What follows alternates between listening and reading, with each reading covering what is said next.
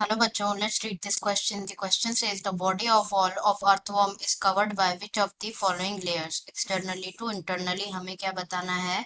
जो earthworm की जो body है वो किस layers से covered है? तो हमें sequence wise externally to internally layers के name बताने हैं.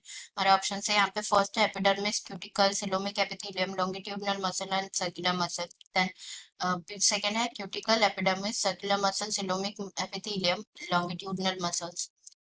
थर्ड है non cellular cuticle, epidermis, circular muscle, longitudinal muscle, then coelomic epithelium. And the last is coelomic epithelium, epidermis, cuticle, circular muscles and longitudinal muscles.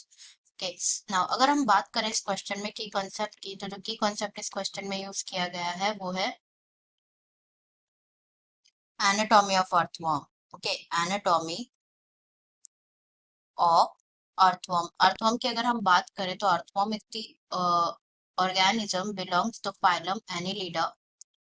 Okay, Annelida. Next अगर हम बात करें anatomy में, तो एनाटॉमी में हम बात करेंगे about the coverings of earthworm. Okay, coverings of earthworm. Now जो बॉडी वॉल होती है अर्थवर्म की वो एक्सटर्नली कवर्ड होती है by thin non cellular cuticle. Sequence wise हम बात करते हैं तो the body of earthworm is covered externally by thin non-cellular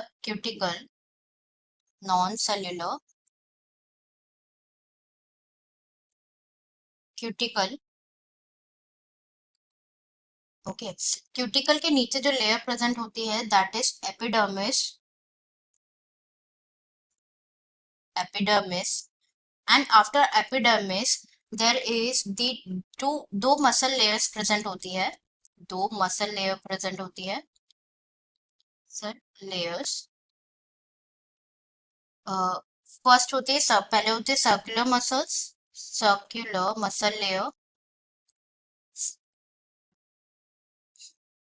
then होती है longitudinal muscle layer. Okay, longitudinal muscles. Next अगर हम बात करें इनर मोस्ट, तो इनर मोस्ट कौन सी लेयर होती है? सिलोमिक एपिथेलियम की लेयर होती है innermost. Coelomic epithelium.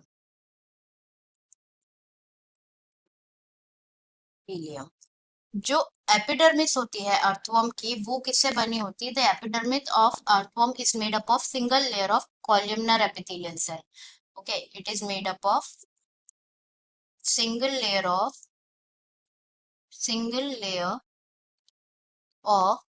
columnar epithelial cells.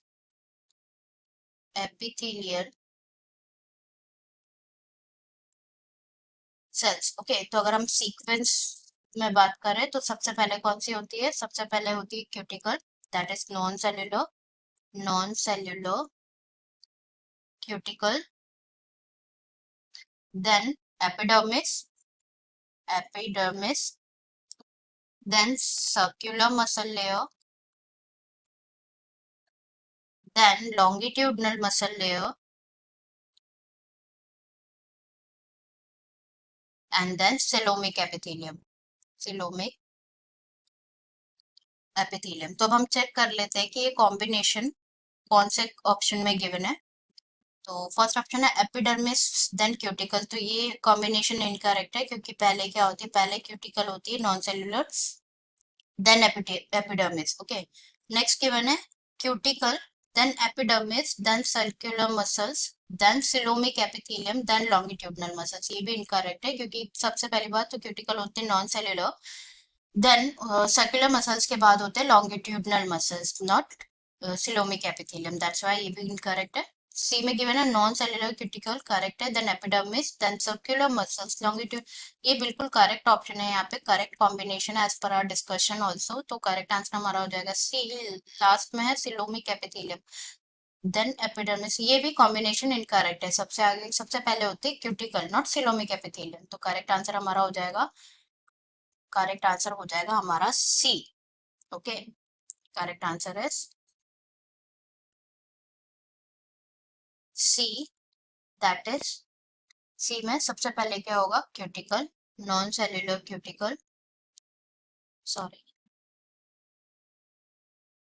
Non cellular cuticle,